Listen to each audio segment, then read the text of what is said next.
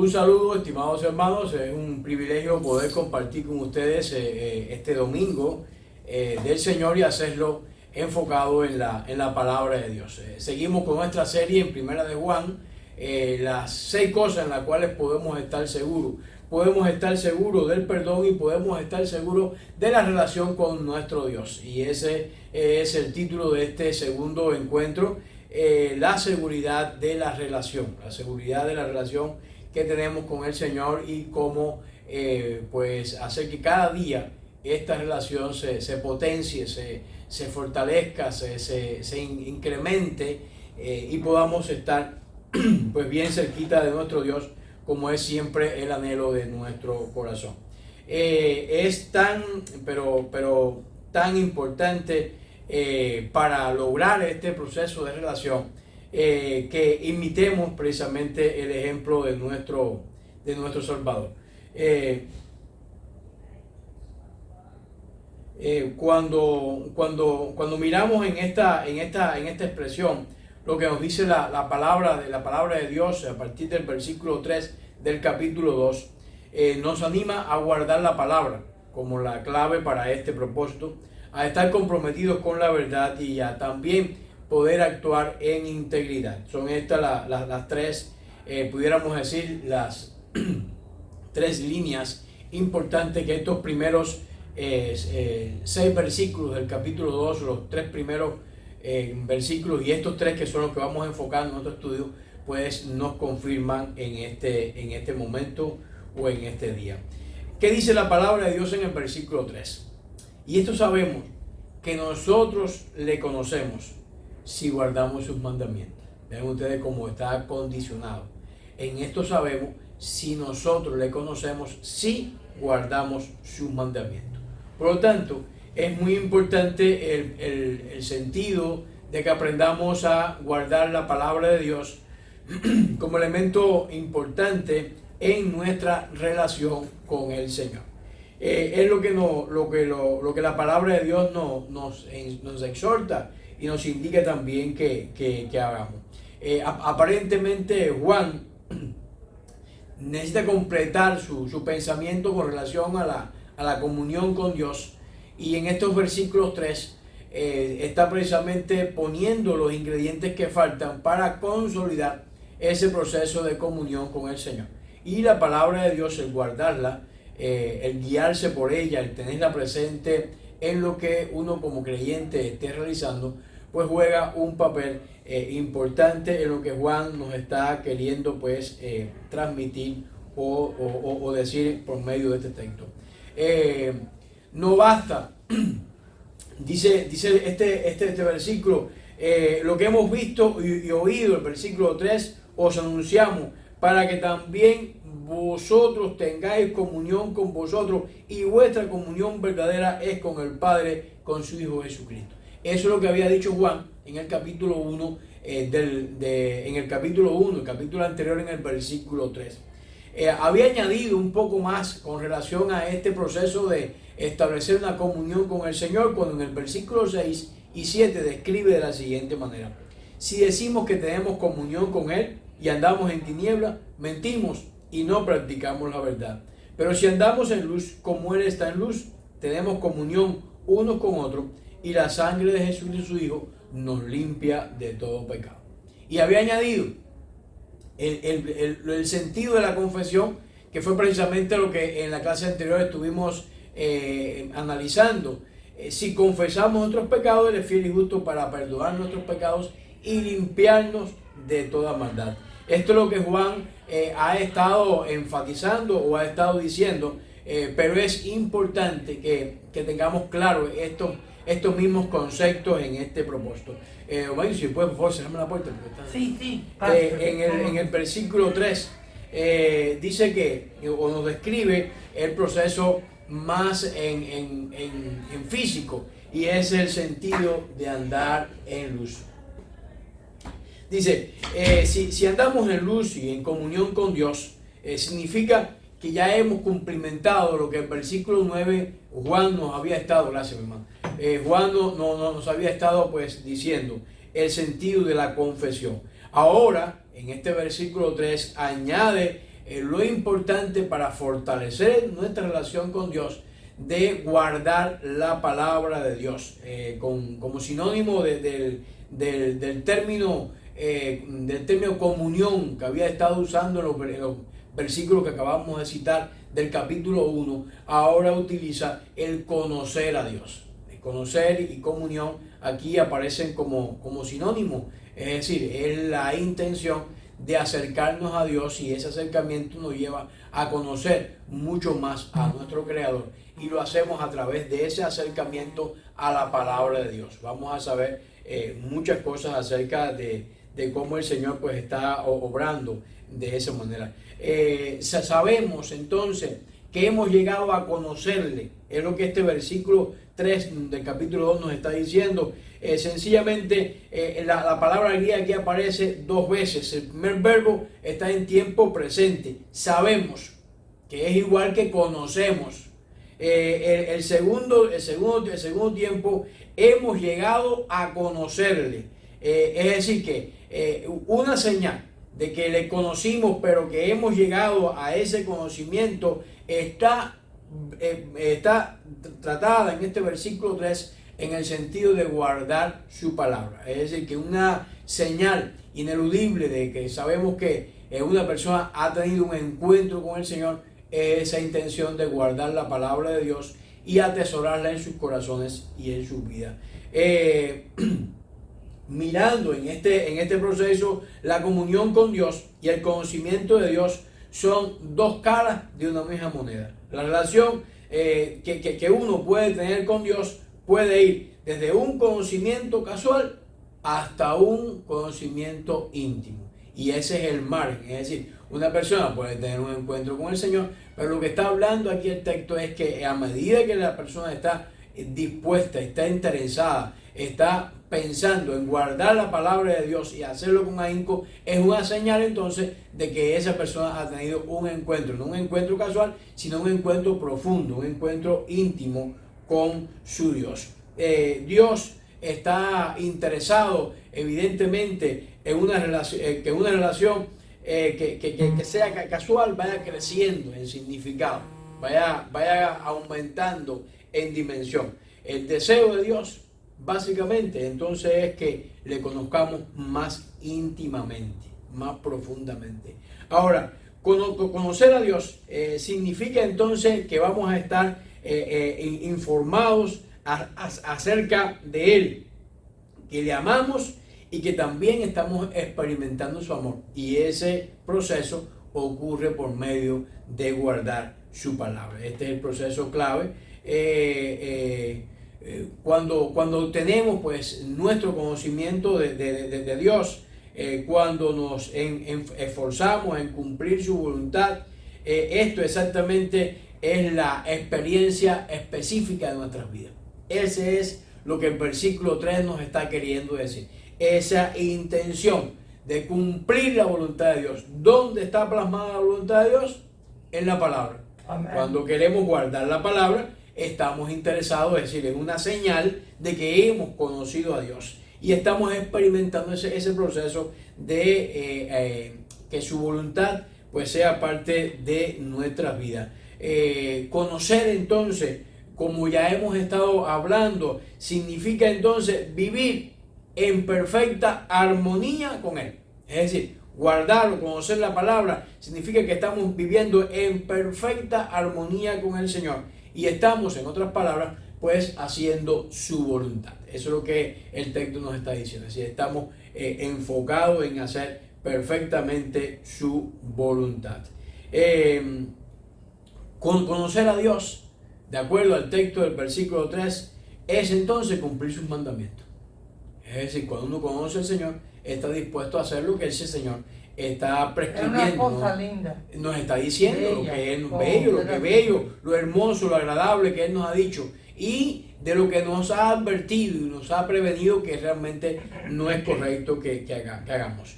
Este pensamiento del versículo 3 se repite con palabras ligeramente diferentes en otros pasajes de esta propia epístola. Específicamente en el capítulo 5, en el versículo 2, dice la palabra. Así es que como sabemos que amamos a los hijos de Dios, amando a Dios, ¿y qué? Y cumpliendo sus mandamientos. Amando a Dios y cumpliendo sus mandamientos. Así que Juan abiertamente y ampliamente trata el tema de este proceso de relación con su Dios. En otras palabras, las condiciones del nuevo pacto que Dios le había revelado a Jeremías ahí en el capítulo 31 y también al escritor de Hebreos en el capítulo 8 están combinados con la ley y el conocimiento de Dios. La ley y el conocimiento de Dios. Este es el pacto que haré con la casa de Israel, dice Dios. Después de aquellos días, declara el Señor, pondré mi ley en sus mentes y las escribiré en sus corazones. Yo seré su Dios y ellos serán mi pueblo. Yo no enseñaré a ningún hombre sobre su prójimo o a algún hombre a su hermano diciendo, conoce al Señor, porque todos ellos me conocerán, desde el menor hasta el mayor, declara el Señor. Es decir, esa es la palabra guardada. Ya no es meramente un papel, sino que está atesorada profundamente en nuestros corazones y en nuestras vidas. Eso es lo que el Señor nos está queriendo expresar por medio de este versículo 3. En otras palabras, el rasgo distintivo, lo que define a los hijos de Dios, es que obedecen la voluntad de Dios. Esa es la clave, pudiéramos decir, de la vida cristiana. Cuando obedecemos estos mandamientos, estamos demostrando que hemos llegado al conocimiento de Dios. Una vez que estamos obedeciendo, estamos dispuestos a hacerlo, estamos demostrando sencillamente que estamos muy cerca del Señor. En el versículo 4 y 5, entonces nos anima a cómo, una vez que tenemos esa disposición de guardar la palabra, cómo nos animamos en cumplir o estar comprometidos con esa verdad. Dice Juan, el que dice, yo le conozco y no guarda sus mandamientos, el tal es mentiroso y la verdad no está en él. Pero el que guarda su palabra, en este verdaderamente está el amor de Dios, se ha perfeccionado y por esto sabemos que estamos en él. Y por esto sabemos que estamos en él.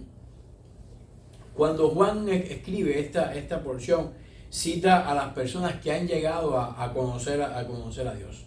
Está hablando en un tiempo perfecto, pero no obedece, es decir, está hablando en el tiempo presente. Los mandamientos de Dios, entonces Juan los llama mentirosos.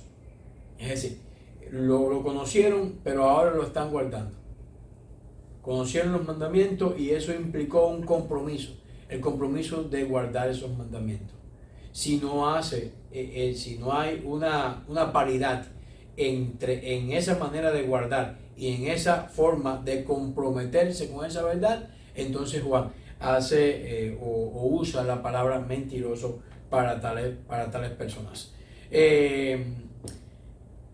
En otras palabras, estas personas es un mentiroso andante que dice cosas y hace lo opuesto. La palabra mentiroso describe el carácter de la persona cuya conducta total está opuesta a la verdad. Es decir, la mentira y la verdad son antónimos. Es decir, están en posiciones y lados opuestos con relación a la vida misma. Es decir, ¿es verdad o es mentira? Están encontrados, son pares en ese sentido, pero pares opuestos, básicamente pudiéramos decir. Una de las características sobresalientes de la epístola de Juan es el uso continuado de esos contrastes. Aquí, el contraste entre la verdad y la mentira. Y el que no cumple los mandamientos está definido en el plano de los mentirosos. Por ejemplo, él coloca la verdad frente a la mentira, contrapone la luz a las tinieblas, sitúa también ese enfrentamiento entre el amor y el odio. También en la primera parte de este versículo, él declara afirmativamente aquello que ha descrito negativamente en el versículo anterior. Otra de las características de Juan es el uso de diversos términos para expresar la misma idea. Cuando habla, por ejemplo, de la verdad, que es uno de los que forman parte de estos versículos, él lo ve como sinónimo de la palabra. Es decir, palabra y verdad son textos, son palabras que él usa para transmitir la misma idea. U otra palabra que usa con esta misma intención o sentido es mandamiento. Es decir, verdad, palabra y mandamiento es una trilogía que Juan pues suele usar para transmitir la misma idea o la misma cosa. Aún de hecho hay palabras que son muy similares. Es más amplio y más comprensivo la expresión mandamiento, es decir, un poco más abarcador. Los preceptos son muchas palabras y es la palabra de Dios, es la revelación de Dios que culmina en Jesucristo. De hecho, Juan se hace eco de las palabras de Jesús que dijo en el discurso posterior a la cena: si alguno me ama, obedece mis enseñanzas, es decir, mi palabra. Es decir, mi palabra. Aquí esta característica típica de los escritos juaninos para hacer estas descripciones. Pero básicamente lo que los versículos 4 y 5 nos están transmitiendo es todo aquel que obedece la palabra de Dios experimenta ese ilimitado amor de Dios. Esa sentirse acogido, esa bendición, sentirse arropado por nuestro Dios. Juan probablemente escribió estas palabras para oponerse un poco al gnosticismo, que era uno de las estilos de pensamiento que imperaba en el tiempo que él está escribiendo, que es el tiempo final o posterior de los escritos que conforman el Nuevo Testamento. Es la acumulación de conocimiento y las expensas a la obediencia. Es decir, los gnósticos decían que la gnosis, el conocimiento era lo principal, pero su comportamiento no tenía mucho que ver, mirando todo ese sentido de la dicotomía entre la gnosis, la mente y el cuerpo, ¿no? Como ellos no lo miraban. Juan, sin embargo, está siendo bien categórico, enseña que el amor de Dios llena completamente el corazón, no deja espacio, llena completamente el corazón y la vida de la persona que obedece a Dios. Es decir, el obedecer tus mandamientos es mi delicia, dice la palabra de Dios. Que es importante que también estemos todos interesados en este mismo sentido o en este mismo propósito. Nadie ha visto jamás a Dios. Nadie ha visto jamás a Dios. Si nos amamos unos a otros, Dios permanece en nosotros y su amor se ha perfeccionado en nosotros. Es decir, si nos amamos unos a otros, ese proceso nos lleva a perfeccionarnos. Dice también la palabra: en el amor no hay temor, sino el que el perfecto amor echa fuera el temor, porque el temor lleva en sí castigo, de donde el que teme no ha sido perfeccionado en el amor. No ha sido perfeccionado en el amor. Esto es lo que el texto nos dice. El versículo 6 de esta epístola nos habla entonces de una vez que hemos guardado la palabra, nos hemos comprometido con esa verdad, tenemos que actuar en conformidad a lo que esos mandamientos nos están expresando. Y ese es el actuar en integridad del cual nos habla el versículo 6 del capítulo 2 de Primera de Juan. El que dice que permanece en él, y aquí una sentencia muy elocuente, dice: debe andar como él anduvo. Muy simple, muy sencillo, pero que encierra una tremenda verdad. El que dice que permanece en él debe andar como él anduvo. Debe andar como él debe andar como él anduvo. Eso es lo que nos dice el versículo 6 de esta epístola. Debe andar como él anduvo. Qué expresión más interesante, ¿no? La que el Señor nos regala en su palabra y a través de este texto que tenemos delante de nuestras vidas hoy.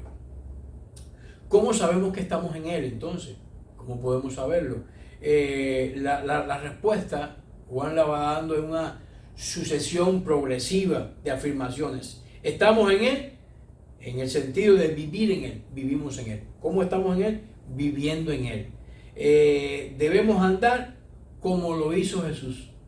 Es decir, esa es la manera de Juan de mostrarnos este proceso de comunión. La comunión con Dios en Cristo no es una condición estática, no es algo que ya lo conocí y no cambia, no se fortalece, no se desarrolla, no crece. Todo lo contrario, todos los días crece, todos los días se fortalece, todos los días tiene una dimensión y un conocimiento más profundo. Es una relación activa, y esa relación activa que va perdurando en el tiempo. Cada día estamos acercando más a Dios, o debe ser la posición de los creyentes. Y es lo que Juan está afirmando en este capítulo 2 para fortalecer esa seguridad de la relación con el Señor. Si nos colocamos bajo obligación para con Dios, debemos seguir el ejemplo que Él nos ha dado en su vida terrenal, el ejemplo de Jesús. ¿Cómo vivió Jesús? Bueno, vivió mientras estuvo en la tierra del mismo modo que nosotros. Por lo tanto, ese es nuestro ejemplo para imitarlo. Podemos hacer solamente esta imitación si ponemos nuestra vida en armonía con su revelación, con su palabra, con su verdad, con sus mandamientos, o cada uno de los sinónimos que usted pueda tomar de esto que Juan nos está mostrando por medio de su epístola. John Smith elocuentemente expresa que esta enseñanza de la palabra de Dios es bien conocida con el himno: para andar con Jesús no hay sendero mejor que guardar sus mandatos de amor. Para andar con Jesús no hay sendero mejor que andar en sus mandatos de amor. En segundo lugar, ¿cómo fortalecer o estar seguro de esta relación con Dios? Bueno, que andemos en la luz de Salvador, que andemos en Él. Tenemos la palabra profética más segura, descrita en el versículo 7. Tenemos una esperanza viva y tenemos el enfoque también pues correcto en nuestras vidas y en las cosas que hacemos. Entonces, ¿cómo lo podemos ver? Dice el versículo 7 de la siguiente manera: no les escribo un mandamiento nuevo, sino más bien uno antiguo, que ha tenido desde el principio. Ese mandamiento antiguo, ámense unos a otros, es el mismo mensaje que ustedes escucharon antes, de la misma manera. Es decir, aquí habla de una continuidad, de una enseñanza que es la palabra de Dios. Juan muestra que lo nuevo procede de lo antiguo. Sobre todo en esta etapa de las modas, a veces no, esto es antiguo, no, esto está fuera de moda. Lo nuevo procede de lo antiguo. Es el concepto que Juan nos está mostrando. Dice que el nuevo mandamiento en realidad es el antiguo mandamiento. Y después de haber dicho esto, vuelve a expresar que está escribiendo un nuevo mandamiento. Está interesante, en primer lugar, este concepto de mandamiento, y en segundo lugar, la palabra entre nuevo y antiguo que Juan nos está mostrando en su palabra. Y es que ya en los tiempos del Antiguo Testamento, cuando el pueblo de Dios estaba en el desierto del Sinaí, Dios enseñó a los israelitas a amar a su prójimo como a sí mismo. Ahí lo dice Levítico capítulo 19, versículo 18. Así que eso era antiquísimo, formaba parte de la palabra de Dios. Desde el tiempo de Moisés, el pueblo judío ha resultado la siguiente palabra como parte de su credo: amarás al Señor con todo tu corazón y con toda tu alma y con toda tu fuerza. Deuteronomio capítulo 6, versículo 5. Es decir, que era algo que ha seguido progresando en la revelación de Dios. Dios manda a la israelita a que amase a su prójimo, además de amar a Dios. A sí mismo. Y finalmente observa que los lectores han tenido desde este antiguo mandamiento desde el principio. Él da a entender que ellos han recibido la revelación de Dios y conocen por consiguiente que ese mandamiento como tal no es nuevo. Es decir, les doy un nuevo mandamiento, pero que es antiguo. Ese en realidad no es el nuevo. Por eso el versículo 8, Juan se encarga de mostrarnos ese proceso de la esperanza viva. Os escribo un mandamiento nuevo, que es verdadero en él y en vosotros, porque las tinieblas van pasando y la luz verdadera ya alumbra. Y la luz verdadera ya alumbra. Es lo que nos dice el versículo 8. La palabra nuevo en griego sugiere que lo antiguo ha dado nacimiento a lo nuevo. Esa es la idea que Juan quiere expresar. Lo antiguo ha dado nacimiento ¿a qué? A lo nuevo. La madre pues es la que da a luz a su hijo. No ocurre a la inversa. O sea, lo antiguo da a luz a lo nuevo. Lo antiguo no deja de existir, sino que perdura. Que allá arriba hay calles de oro, todo está lindo allá arriba. Gloria a Dios. Y ahí vamos a estar si guardamos sus mandamientos, lo que nos está diciendo la palabra. Tenemos un buen ejemplo de esto cuando los dos testamentos, tanto el antiguo como el nuevo, preparan el camino, o el antiguo testamento prepara el camino para lo que ocurrió en el nuevo nacimiento, que describe la vida de Jesús entre los hombres y también la interacción de cada uno de los apóstoles que Jesús hizo, y cómo ellos están a la vez también trazando la voluntad de Dios por medio de la verdad, entre ellos Juan, a la iglesia que hoy todavía está presente, pudiéramos decir. Teológicamente hablando, y dice, y sin embargo no esté describiendo un mandamiento nuevo.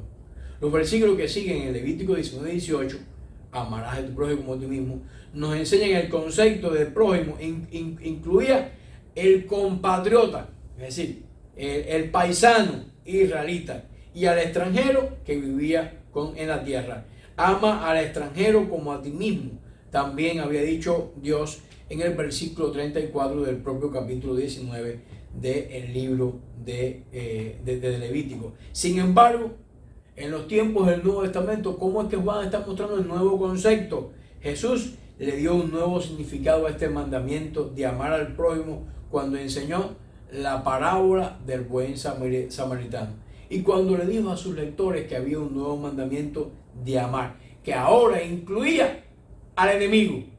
Ese es el nuevo mandamiento. Cuando los samaritanos y los judíos eran enemigos por muchas razones. Esa tensión la estamos mirando en los escritos del Nuevo Testamento, que tienen sus orígenes y sus explicaciones también en el Antiguo Testamento, pero existían las tensiones. En la parábola es un samaritano quien se ocupa en gran medida de esta persona que estaba enferma, que había sido atacado y que había sido afectado por ese ataque de una manera tremenda. Es un samaritano. Eran enemigos. Entonces el concepto, el nuevo mandamiento que Juan está queriendo mostrarnos, que no solamente es a la persona que está cercana a ti, sino que incluye a los enemigos. Este es el nuevo mandamiento que Juan, o es la ampliación de este mandamiento que Juan está dando. Y lo amar para que conozca y para que aprenda a guardar la palabra de Dios. En el versículo 8 coloca las tinieblas frente a la luz, y el verbo pasa por un contraste de una frase que brilla. Nótese que las tinieblas no han desaparecido todavía. Todavía vivimos en un mundo de tinieblas, no han desaparecido. La luz llegó, pero va a ir creciendo como el sol, que va saliendo hasta que llegue a su cenit, a su punto más alto. Están siendo disipadas por la luz del Evangelio. Cristo ilumina al creyente. Por esa razón, entre más guardemos los mandamientos, por eso la Biblia dice que somos luz de este mundo. En la medida que usted guarde los mandamientos, usted se proyecte más como un creyente. Esa es la forma en que esa luz va a continuar avanzando y las tinieblas retrocediendo o disipándose de este mundo. Indica que cualquier otra luz es simplemente un reflejo que lleva al desencanto y a la desesperación. La luz verdadera es la que Juan nos ha estado mostrando, y esa luz verdadera es sencillamente Jesucristo, y que está brillando en este momento. Los versículos 9 al 11 nos enfocan entonces en el sentido. Anda como lámpara. Ajá, pero necesitamos ese aceite, estar Sí. escuchando. El Señor viene a tal hora para tener la lámpara encendida como aquellas 10 vírgenes. Sí. Y ese es el sentido de obedecer. Y de obedecer para que esa lámpara continúe iluminando. Pero Jesús es nuestra luz. El enfoque correcto está en el versículo del 9 al 11. El oponente religioso afirma estar en luz. Los gnósticos decían que ellos estaban haciendo el bien. De hecho, se estaban viendo una persona que ha dicho que tiene comunión con Dios. Lo había dicho en el versículo 6. Y que reconoce a Dios. Capítulo 2, versículo 4. Ya lo habíamos mirado. Dicha persona da a conocer esto y aquel que le escuche puede pensar que sí. Pero su palabra no está respaldada por los hechos. Es un oidor olvidadizo. Por eso la Biblia nos manda a que seamos hacedores de la palabra y no tan solo oidores de la misma. Ese es el concepto o el enfoque que Juan nos está describiendo por medio de esta epístola. Su afirmación tiene un valor porque carece de conducta. Es decir, la persona está hablando y diciendo muchas cosas que aparentemente está queriendo hacer, pero su conducta es bien diferente. Vive en tinieblas, está en la ausencia del amor. Tal persona experimenta el poder destructor del odio y las relaciones interpersonales, porque sencillamente no ha guardado, no se ha refugiado, no ha tomado los mandamientos como esa palabra segura que le ayuda a salir del error y que le ayuda a cada vez más tener esa luz de Cristo iluminando su entendimiento y su vida y acercándose cada vez más a ese Dios y Salvador Jesucristo. Eso es lo que nos declara, lo que nos dice este versículo. Una persona entonces que diga, pero que su manera de actuar es diferente, lo que está haciendo, por ejemplo, odia al hermano, y odiar al hermano no es cosa de poca monta. Juan repite el pensamiento central de este texto en cada uno de los dos versículos siguientes, cuando dice cualquiera que odia a su hermano, y dice una palabra muy fuerte en el capítulo 3, versículo 15, es un asesino. Es un asesino. Si alguien dice amo a Dios pero odia a su hermano, aquí dice es un mentiroso. Juan 4:20. Es decir que Juan está poniendo ciertos sinónimos, pero ninguno de ellos son muy loables que digamos. Cualquiera que odia a su hermano cristiano quebranta los mandamientos de Dios. Está huérfano de la verdad. Huérfano de la verdad. Y vive en tinieblas espirituales. Independientemente de lo que esa persona puede estar diciendo que hace. Juan entonces escribe: el que ama a su hermano vive en la luz. Aquí el concepto entre amor y odio. El que ama a su hermano vive en la luz, porque eso es lo que hizo Cristo. Cristo amó a los fariseos, a los saduceos, amó a todo el mundo y estuvo enseñando para ellos y para nosotros en todo ese tiempo. No hay nada en él que nos haga tropezar. El amor no es tanto cosa de palabra como de hechos. El amor se demuestra con hechos. Y el hecho está en que Dios amó al mundo y envió a su Hijo unigénito para que estuviera en el mundo. Ese es el hecho concreto y específico para que uno pueda vivir en la luz. Cuando una persona vive en la luz, no tropieza y ya que puede sencillamente ver claramente. ¿Y esa claridad de dónde viene? De los mandamientos, de la palabra, de la verdad. Guardar los mandamientos entonces me va a estar enfocando en ese concepto. Las consideraciones finales de Juan son directas. En primer lugar, cualquiera que odie a su hermano está en tinieblas. Esa es su conclusión magistral, porque se ha separado de la luz del Evangelio. En segundo lugar, si se queda donde está, pero no comienza a caminar en las tinieblas, va a tropezar. ¿Debido a qué? A su incapacidad de ver. Entonces su problema se va a agravar más. Su problema va a ser va a tener un efecto mayor. La oscuridad tiene un efecto enceguecedor en los ojos y construirse sobre largos periodos de tiempo, inevitablemente sobreviene la ceguera. Cuando una persona se encuentra en tinieblas espirituales, la vida carece de significado y carece de metas y carece de propósito. Está ciego, no sabe para dónde va. La tragedia es que no es necesario andar en las tinieblas, ya que la verdadera luz de Dios está al alcance de todos. No hace falta. Y ese es el sentido de la seguridad que podemos tener de esa relación con el Señor. En tercer lugar, cuando estamos seguros de esa relación con el Señor, porque permanecemos en el Salvador. ¿Lo hacemos de qué manera?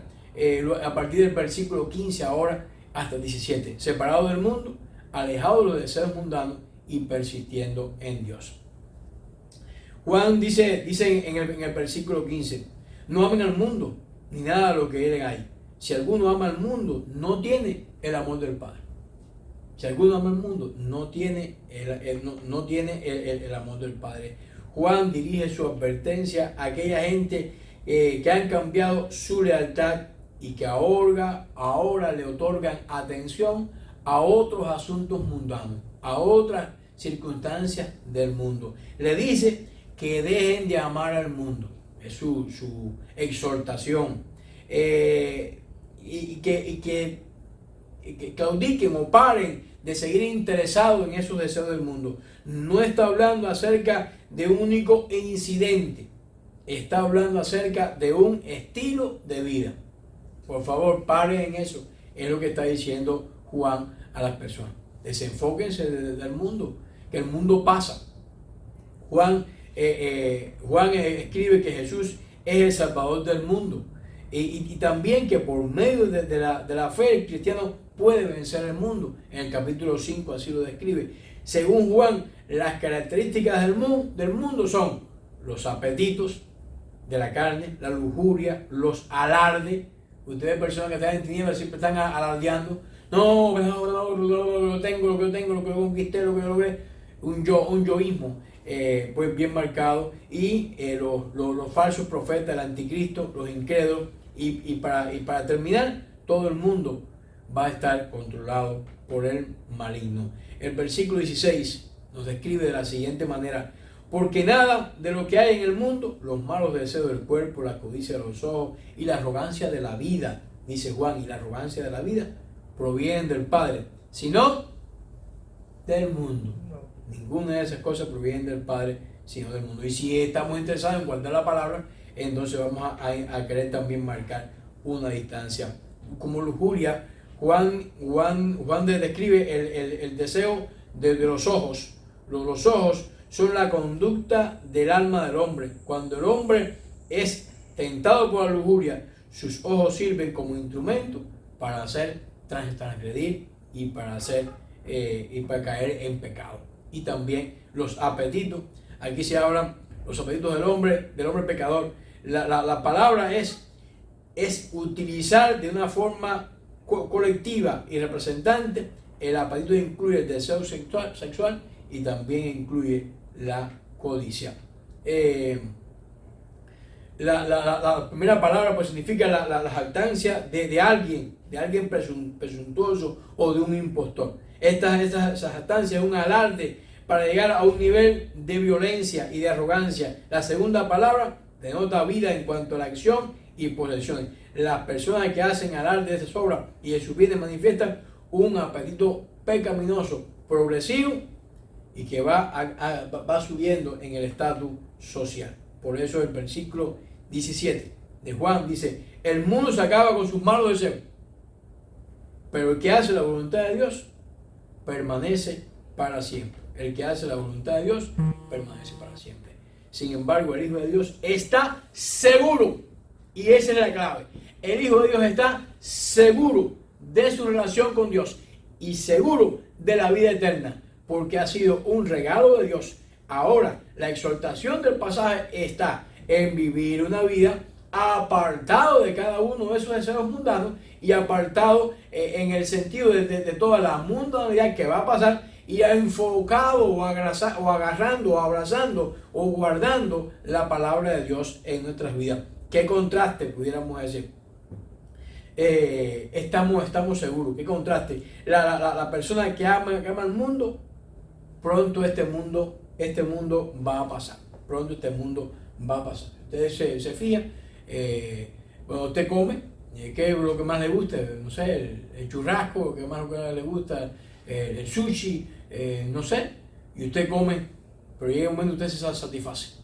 Y ya no puede comer más, ya no tiene más espacio, no tiene tampoco ese sentido de más apetito.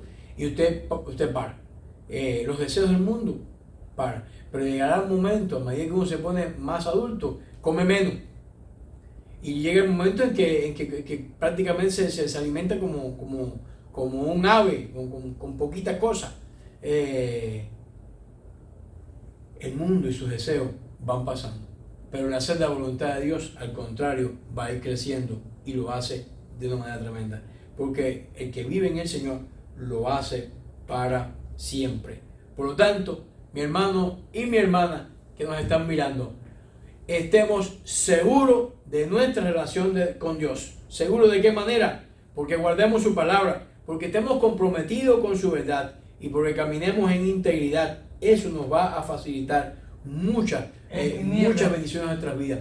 Caminamos en tinieblas. Si no caminamos en tinieblas, con la palabra, porque tenemos la palabra profética más segura, tenemos la esperanza viva de Dios en nosotros y tenemos también el enfoque correcto, el enfoque de la sabiduría, de la voluntad de Dios. Por esa razón, mantengamos, permanezcamos, acerquémonos cada vez más a ese Dios y esa seguridad de la relación, convirtámosla en algo hermoso, separándonos del mundo, alejándonos de los deseos mundanos y persistiendo en Dios. De esa manera podemos estar seguros en esta relación. Oremos. Padre, gracias por tu palabra y por tu bendición. Ponemos en tus manos para que tú nos sostengas en todo. En nombre de ti oramos. Amén.